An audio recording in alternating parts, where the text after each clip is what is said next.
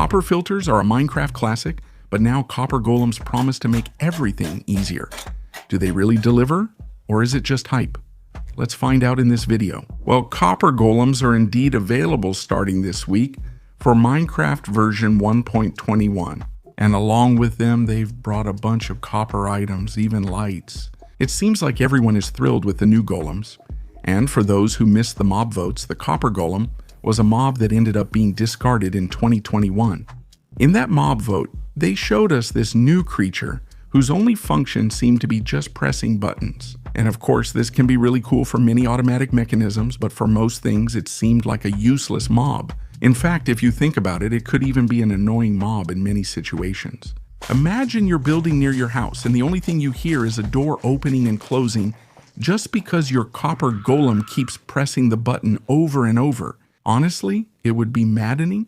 That's why people ended up voting for the Allay, a mob that would pick up items from the ground based on the item we gave it. Something more useful, although not by much. Thanks to its implementation, they changed the texture of the vexes, making them look like an evil or wicked Allay. Whether you like it or not, it does make the textures a bit more consistent. But anyway, going back to the copper golem, its function is different now, right? Well, let me explain. Seeing that the Allay was a flop from Mojang and that they haven't managed to give it a real use, almost no player uses it. Well, except for that insanely broken experience farm you can make with Allays. But I'm sure that was never the developer's intention, since Mojang set out to include a mob that's actually useful. Really. They've identified the key issue: inventory organization. All Minecraft players eventually need chests to store our items, whether it's after learning and mastering, exploring, or simply finishing building. And for quite a while now, many players have complained about how organization is set up in Minecraft. Let me tell you. In Minecraft, a single inventory has 41 slots, 9 for the hotbar, 27 for the inventory, 4 for armor, and 1 for the offhand. A chest has 27 slots to place items, but we have the option to combine 2 chests to get 54 slots, which is quite a lot, right? Obviously, a double chest gives you plenty of space. If you add to that the fact that we have an ender chest, which has 27 storage slots, then we have a pretty reasonable inventory. Or at least that's what you think. Let me show you the other side of this, okay? In Minecraft, there are approximately 1,700 items. Out of all those items, there are some that we'll never be able to get because they're only available in creative mode, like command blocks or bedrock, so let's subtract all of those. We're left with about 1,600 items, which isn't much of a difference. Honestly, before making this video, I thought it would be 800 or 900 at most, but no, it's actually even double that. Now, to store these items can stack in different ways. Tools, saddles, or armor, among other objects, are not stackable. That means that just one will take up an entire slot. Then we have eggs, ender pearls, or snowballs, which can be stacked, but only up to 16. That means we'll need 4 times more storage than with other items. And then there are the rest of the items, which can obviously be stacked up to 64, which is the most common. According to my calculations, there are about 65 unstackable items in Minecraft. So if we find a lot of armor while exploring, they'll take up a lot of space in the inventory. They actually take up much more space than a double chest.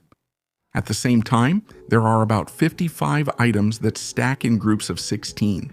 That is, again, to store a single stack of each of these items, we'll need more than a double chest. And finally, there are about 1,500 of the remaining items. That's insane. To store a stack of each one of them, we would need at least 28 double chests. So in total, just to store a stack of each item, we need about 32 double chests, but keep in mind that players' needs are different. Many spend all day exploring and find more unstackable items. Others spend their lives mining chunks, so they get more items in less time. That means more storage as well. And others simply don't use as much because they don't have those needs, and the game is designed for them. But what about more advanced players? All of us complain about how poorly the game is designed nowadays because, yes, our needs require more advanced techniques that we have to design ourselves. The game doesn't provide a way to have more storage. Mojang has always tried to add things, like shulker boxes or bundles, and I have to say that these are things that help a lot, and for moderately advanced players. they're not hard to get. It's true that bundles are designed to be used at the beginning of the game, but shulker boxes are a big plus later on. Honestly, right now, I don't know how I could live without shulker boxes. I mean, for me, they're some of the most essential storage items. But even so, I think it's still not enough. And it's for a simple reason: organization. It's really nice to have an ender chest full of shulkers, making an inventory of 729 slots. But what if I want to organize it? Well, here you're forced to make a redstone storage system with hoppers and filters, which has been done in Minecraft forever, but it's not a real solution to the problem. Item filters work like this: a hopper with 41 items of one type and 4 renamed items that block the rest of the hopper will only let through the item of the same type. Another hopper below collects it and sends it directly to a chest for storage. We can use the same method with a shulker box loading system. When the hopper collects an item, it sends it to a shulker box instead of a chest. Once the shulker box is full, it breaks and is sent to a chest. That way, we'd have 27 times more storage than without the shulker box.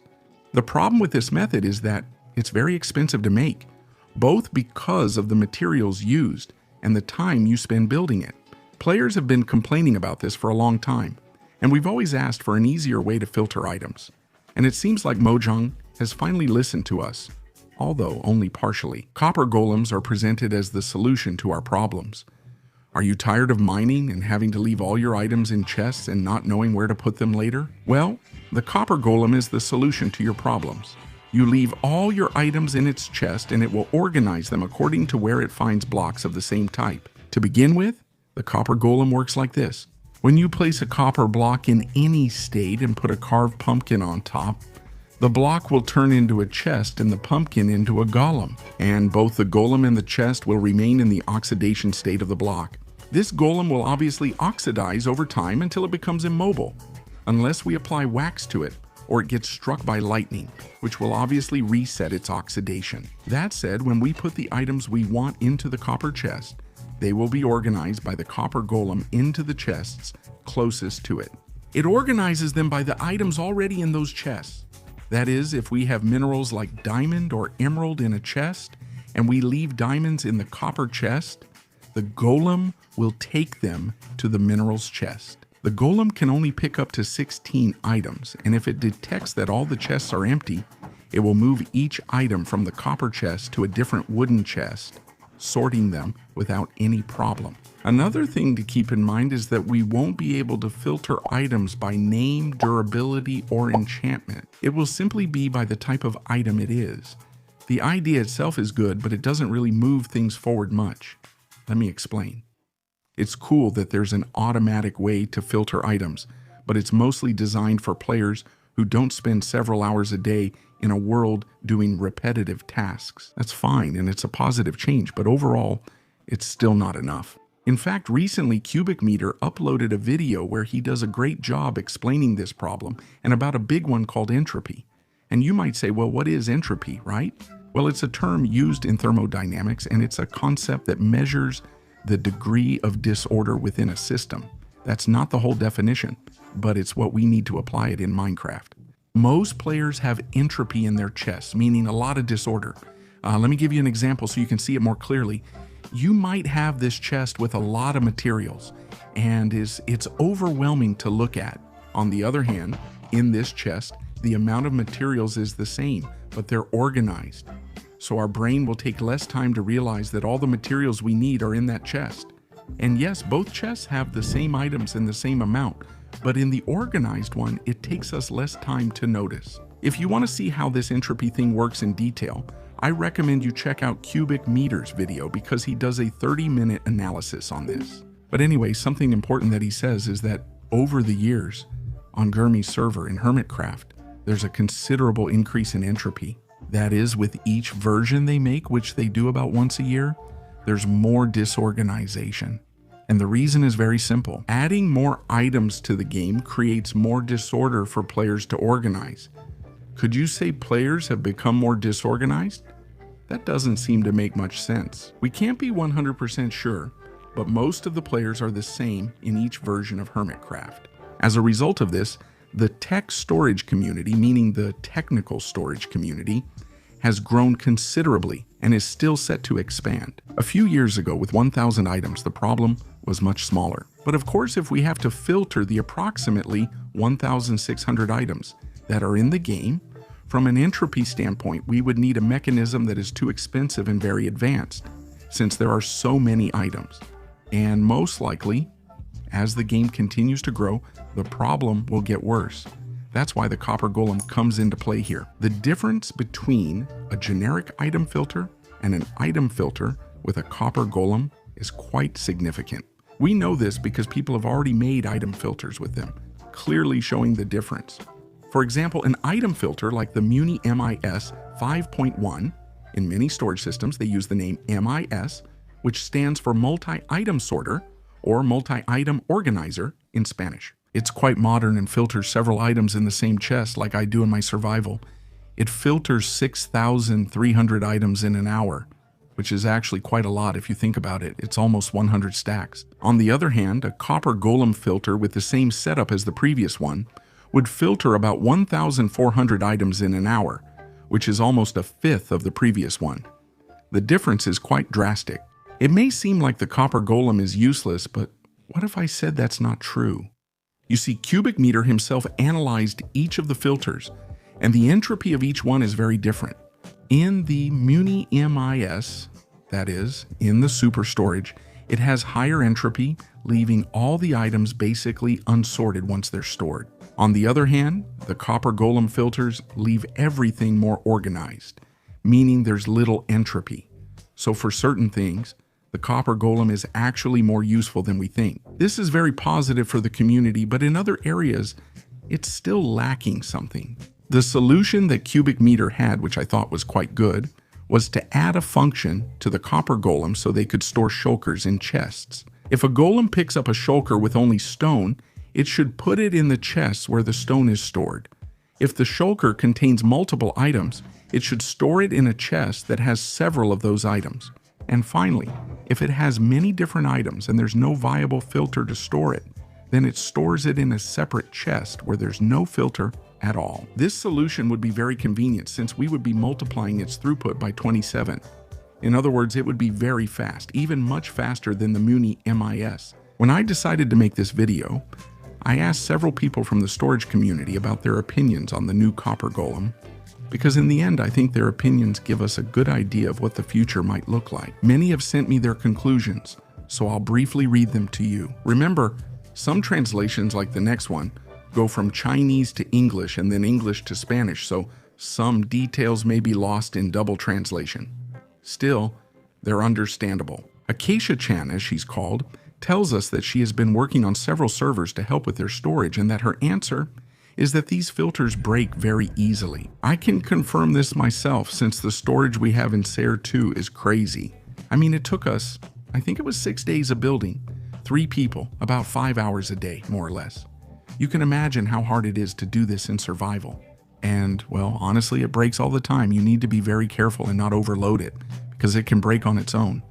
And this happens with pretty much all storage systems. Be careful not to overload them as they can break on their own, regardless of how well they're built. In fact, in my world, I've ended up making a rule that only I can touch it, because many times it would break because a helper would accidentally mess it up. Even when you're careful and know what goes wrong, it still breaks. So to avoid trouble and not have to make a weekly video about fixing my storage, I'm the only one who touches it. But still, it keeps breaking sometimes. And honestly, I'm even afraid to touch it myself. In fact, I keep the items separated and then put them all together at once because, like I said, I'm scared. And I want to do it all in one go, making sure everything works and nothing fails, which obviously isn't the best way to do it. Reflecting on Cassia Chan's point, she also thinks infrastructure research is lacking, citing the Shulker Box Crafter as an example. She says the crafter was added in 2023, but no complete mechanisms were made with it until this year. And of course, filtering items from shulker boxes is still a largely unexplored area. He tells us that, although the copper golem doesn't really meet our needs, it can help people get interested in storage and research on their own, which encourages innovation in this area. Poison, who was also on Dagev's tour, gave me their feedback. He said the golem was very buggy in the first snapshot, and isn't sure if that's still true, but he'd like it to be less clunky. He also told me that for him, it's a mob more intended for casual players than for technical ones, since if you're looking for speed and practicality, the hopper will always be better. Another person who responded to my message is Eric, a participant in the Storage Tech Discord, who tells us that he doesn't think the Copper Golem will change text storage too much, but he does consider that it could be a way to help casuals filter items. He tells us that the Golem is too slow and lags enough that it's not viable to use it. That said, it can help filter unstackable items, but other than that, he doesn't think it can help the technical community much. I don't think this new mob will spark any real revolution. The filters we've always used are so effective that players who already built them will keep building them for convenience, and because they offer more functionality than the Golem. That said, Golems offer a wide variety of very simplified solutions, and maybe for players who don't know much about Redstone, they solve their storage problems. And who knows if in the future that player, thanks to the Copper Golems, will get more into Redstone. Take a look at this storage by Rapscallion. It's very convenient and compact. You have 12 golems in the same block storing all the items from the copper chest among 10 different chests, 9 for the filtered items and 1 for the leftovers. It's a mechanism that can help a lot of new players for a simple reason. It doesn't use redstone, so even though it's not a revolution for Minecraft storage, it's definitely going to be a big help for many people. It's even possible that little by little some golem solutions might end up replacing the typical redstone circuits we use. But as I said, that will have to happen gradually. So tell me what you think about the Copper Golem. Do you think it's a revolution for Minecraft? Do you think it just helps a little but isn't a big deal? Or do you think it's useless? Let me know in the comments. If you enjoyed this video, don't forget to like it and subscribe to the channel if you haven't already. Goodbye.